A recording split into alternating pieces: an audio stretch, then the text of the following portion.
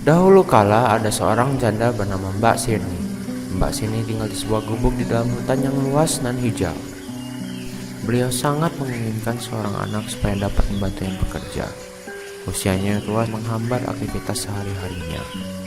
Suatu hari ia didatangi raksasa bernama Buto Ijo yang berjanji akan memberinya seorang anak, dengan syarat anak tersebut harus diserahkan kembali kepadanya saat umurnya mencapai 17 tahun. Mbak Sirni pun setuju, dan Buto memberinya biji mentimun agar ditanam dan dirawat. Biji mentimun ini tidak seperti biji-biji yang lainnya. Biji ini berwarna emas dan sangat berkilau. Setelah 2 minggu, salah satu dari mentimun yang ditanam tersebut berbuah paling besar dan berkilau keemasan.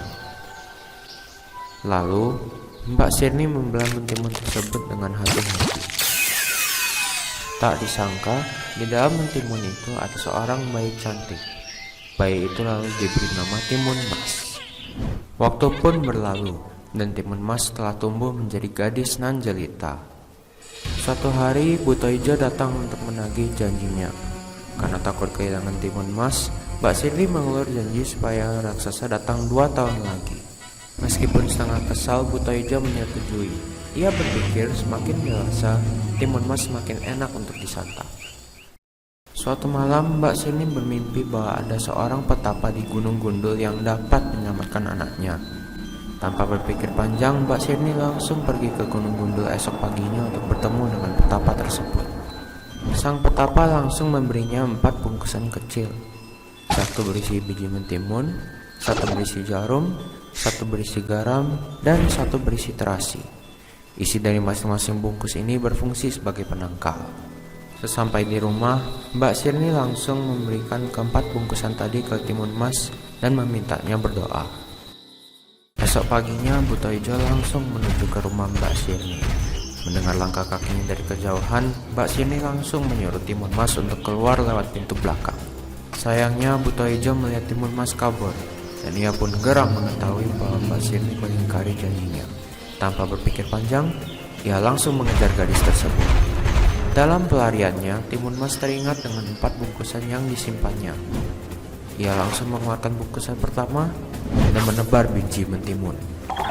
Secara ajaib, biji-biji tersebut menjadi ladang yang lebat buahnya.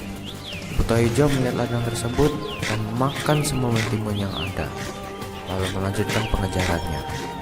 Lalu, Timun Mas menebar jarum dari bungkusan kedua.